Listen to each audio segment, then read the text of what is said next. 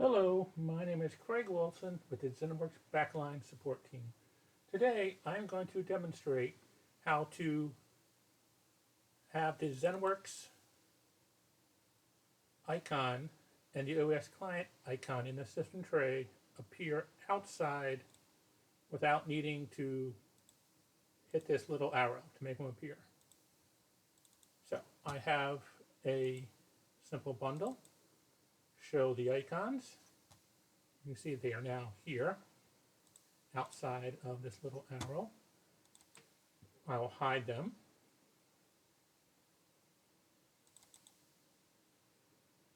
They're gone. And now I'll run the bundle to show them again. And they appear.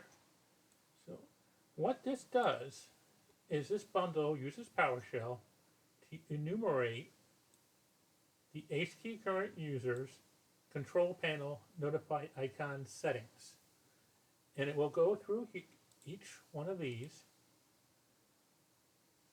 and it will look for NW tray or ZAP, and I actually search for a longer path just on the off chance there's some kind of duplicate where there is a different NW tray program or a different ZAP program, and it will create this value called is promoted and set it to 1. And when it's 1, the icon is promoted outside of the hidden icons, so it's always visible. If this value is 0, it's hidden. Not every item underneath here will support the is promoted icon. So just because I say go in here and say is promoted for Explorer, it doesn't mean that Explorer will or won't appear here. You can test with each icon. If you want to get a nice list, you can run this command and it will list everything that's there. And then you can tweak your scripts to include or change those values. When we go ahead and look,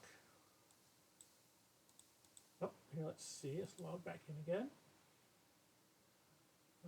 Bundles, 2026, shows ZCM icons, actions.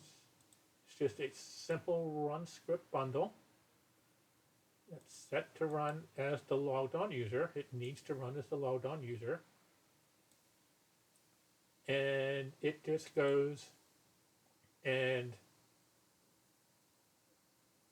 enumerates this portion of the registry, and it looks for ZAP or NW tray. If it's there, it sets the value to 1. If you want to hide it, you set it to 0. If you have other items that you want to control, just make a copy of this section, update this, and then set the value to 1 or 0 as you desire.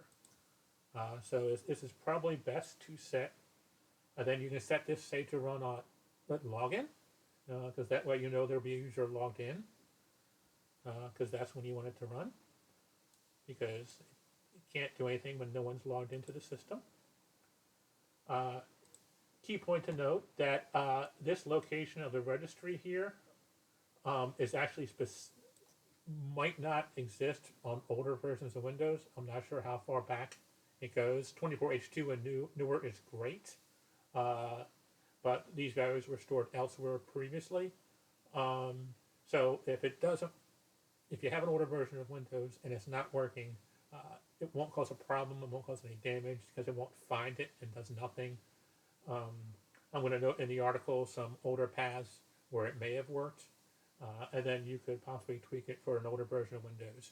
But I'm not going to go back and test for every prior version of Windows. So, and again, yeah, that's all there is to it. We're going to just set, boom, they're gone.